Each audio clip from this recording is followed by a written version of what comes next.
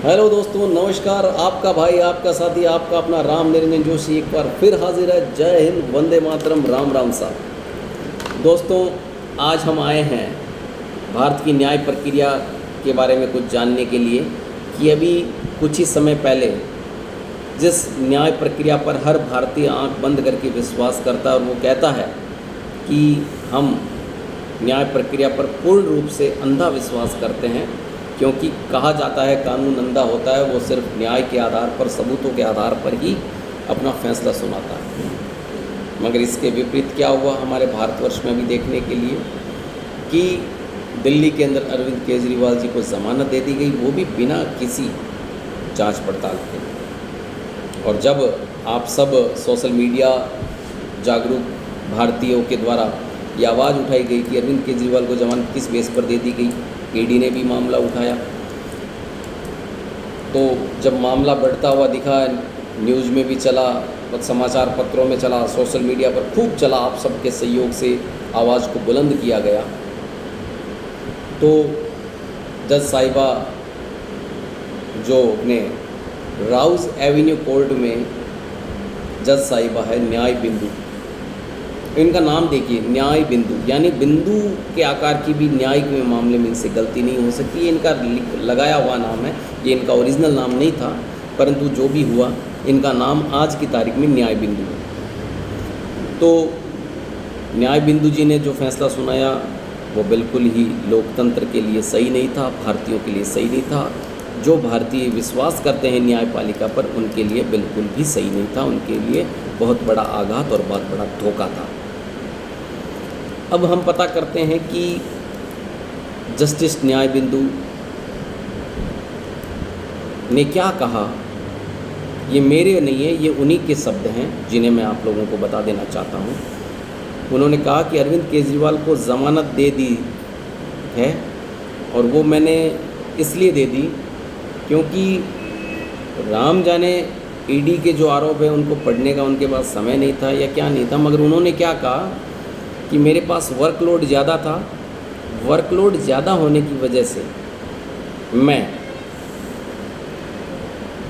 Document को पूरी तरीके से पढ़ नहीं पाई समय के अभाव में, और मैंने अरविंद केजरीवाल जी को ज़मानत अर्जी मंजूर कर ली। अब बताओ, डॉक्यूमेंट पढ़े नहीं, उन्होंने क्या सही किया, क्या गलत किया, ये किया नहीं, लेकिन उनको ज़मानत दे दी। जहाँ तक हम लोग, मेरा ये मानना है, ये कहीं बड़ी खरीद फरोख्त का मामला है। इसकी एनआईए जांच होनी चाहिए, इनकी भी ईडी जांच होनी चाहिए, ताकि पता लग सके कि आखिर इन्होंने ऐसा क्या किया आप वालों ने कि बिना पढ़े एक जस्टिस, जो इतना बड़ी जस्टिस हैं, महिला जस्टिस, जो घर चलाती है, न्यायपालिका चलाती है, जो लालन पालन करना जानती है, जो सबको पूरे को एक साथ लेकर के चलना जानती है, उसके हाथ से इतनी बड़ी गलती हो गई कि उन्होंने एक मुख्यमंत्री जो जेल में है आरोपों में, उनको जमानत दे दी आपने। कौन से तरीका है ये आपका? क्या है ये? हर भारतीय के साथ में धोखा है, विश्वासघात है। हर उस भारतीय के पास जो न्याय पर अंधा भरोसा करता है, उसके पीठ में आपने खंजर घोंपा है। मैं कह देना चाहता हूँ कि आपने खुद ने बयान दिया है कि मेरे पास समय का अभाव था और मैंने बिना कागजात पढ़े हुए ये दे दिया, तो इन पर भी कानूनी कार्रवाई होनी चाहिए कि आपने ऐसे कैसे दे दिया, बिना डॉक्यूमेंट पढ़े, बिना जजमेंट लिए। आपने जजमेंट कैसे ले लिया बिना डॉक्यूमेंट पढ़े हुए? ये न्यायपालिका है, आपके घर का राज नहीं है जो आपने कह दिया, हम लोगों ने मान लिया। तो मैं जस्टिस न्याय बिंदु साहिबा, केवल आपके पास केजरीवाल की ज़मानत देने का ही समय था या कोई और भी कुछ किया है आपने, या और लोगों को भी ज़मानत दी है बिना डॉक्यूमेंट पढ़े हुए? ज़रा इसका भी जस्टिफाई करें।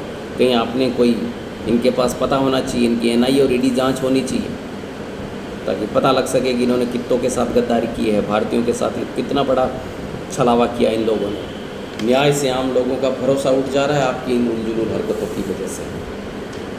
मैं न्यायपालिका के सभी वकील और सभी जजों से मेरा निवेदन है कि वो इनके खिलाफ आवाज़ उठाए और अपनी आवाज़ को बुलंद करते हुए इनके खिलाफ कार्रवाई के लिए जो भी प्रयास है वो करें। क्योंकि किसी एक दो के उलझुल हरकतों की वजह से आप सब पर प्रश्नवाचक चिन्ह नहीं लगना चाहिए। इसी के साथ मैं अपने शब्दों को विराम देता हूँ। जय हिंद, वंदे मातरम, जय श्री राम, राम राम साहब।